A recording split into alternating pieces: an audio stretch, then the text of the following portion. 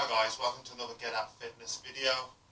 Today is a short little video. It's talking about how to pack a rucksack or backpack so you can take part in a tabbing session or fully loaded session here at Get Out Fitness. So what those sessions are is a session where you carry a weighted backpack. For fully loaded is a 2-hour workout where we stop and do exercises, and a tabbing session is just a 1-hour session where we do a fast-paced walk carrying weight. And depending on your fitness level, we determine how much weight you put in there. This, we're going to talk about actually how to pack your bag, not necessarily the actual weight itself, but how to put the weight in the bag so it keeps your back nice and safe and makes the whole exercise comfortable basically. So the first thing we want to do is actually pad out the bottom. What I tend to do is just get myself a towel or a cushion, just wedge that in at the bottom, and what that does, it just protects your lower back from any kind of objects that may stick out and kind of put any pressure on the bottom of the spine.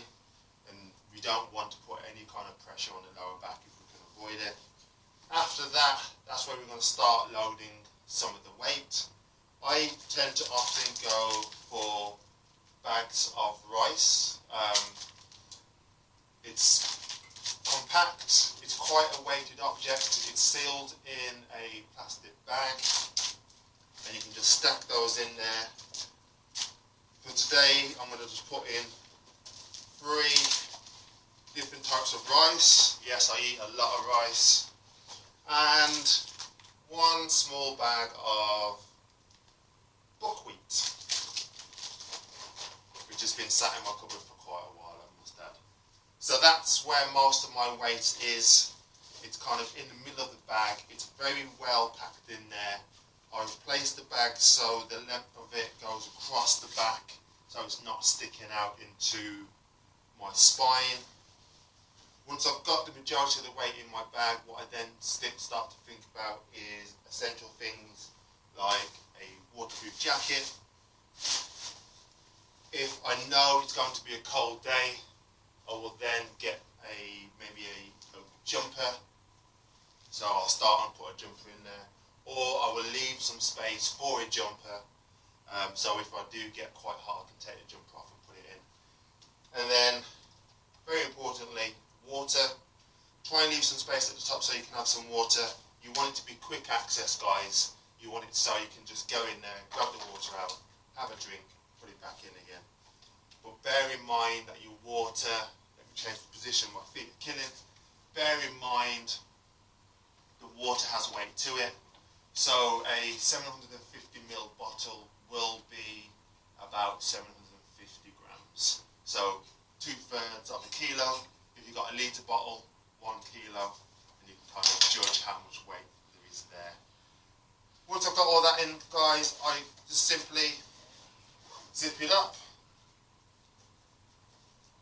And then what I tend to do, normally you'll have a top pocket in your bag.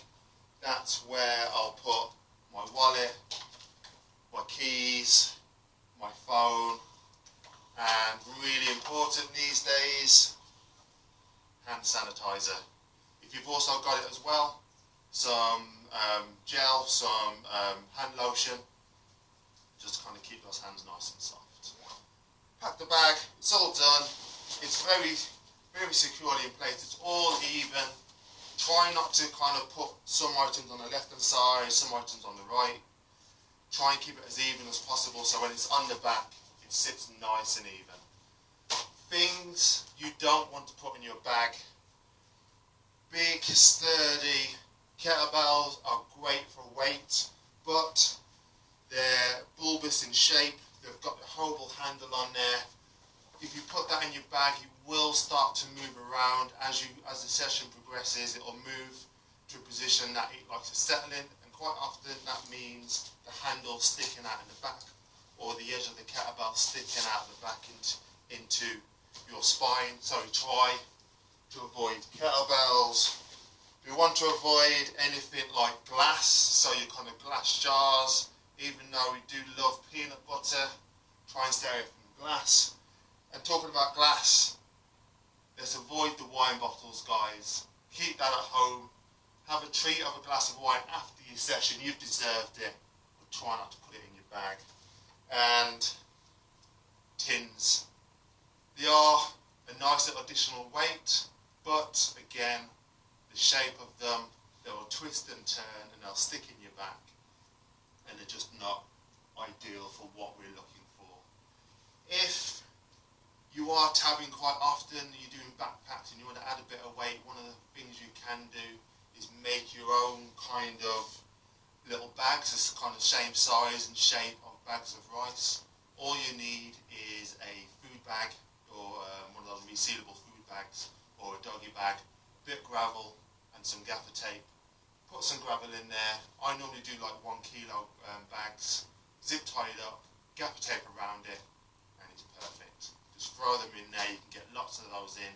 You can easily stack the weight up from maybe this, which is about 8 kilos at the moment, all the way to 28 when you kind of increase the size of your bags as well. So there you go, guys. How to pack your rucksack for a tabbing session or fully loaded session. I hope to see you at the next one. When you do arrive, I will check that bag for you as well, make sure you've got a good weight in there. And as always, stay safe, stay fit. I'll see you soon.